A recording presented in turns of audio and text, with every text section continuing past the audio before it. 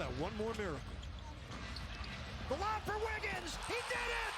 The Heat win it.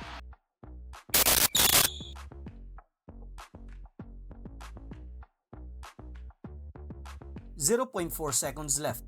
Everybody in the arena is thinking one thing, desperation 3. Pero Miami knew exactly how to weaponize that expectation. This isn't just a game winner. This is a masterclass in misdirection, spacing, and punishing defensive overhelp. Unahin natin ang objective. Gawing believable na may corner 3. Napansin ninyo si Jaquez na tumakbo sa corner? Hindi talaga yun ang target kundi lure para hilayin ang defensive big na lumabas. Ang coaching intention dito ay simple.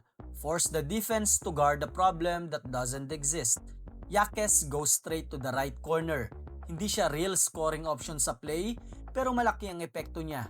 He drags Cleveland's rim protector away from the paint.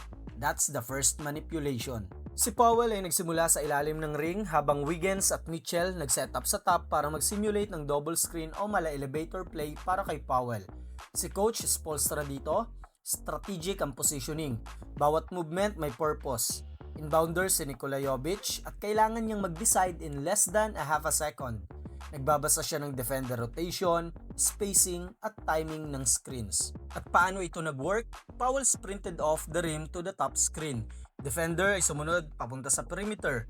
Nang mag-elevator screen sina Wiggins at Mitchell, hindi lang nila na-screen yung defender ni Powell. Ginawang trap yung attention ng defense sa perimeter. Defensive lapse dito, Cavs miscommunication.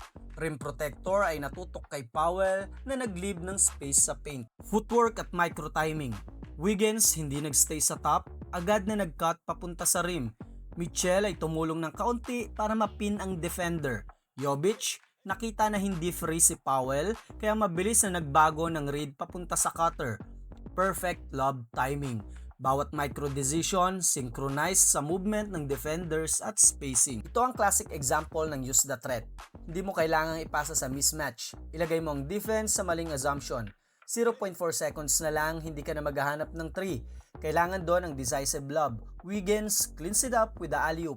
High IQ execution. Lesson, sell the shot. Attack the rotation. Time the cut to when the rim protector cheats out. Coach input, pre-planned spacing, manipulation of defender attention at precise timing crucial. Ang Heat ay nagpa-practice ng ganitong situational plays for OT and clutch scenarios. From inbound reads to micro-timing sa screen, bawat maliit na choice dito ang nag-contribute sa isang high-value, game-winning final play. Defender reactions, miscommunication at split-second decisions ng Heat ang nag-set up sa perfect alley-oop. Coach ang mastermind sa manipulation ng space. Bawat player movement planned para ilagay ang defense sa maling assumption. At syempre, isang napakahusay na execution sa players na nasa loob ng playing court para mag-materialize ang isang high IQ winning play.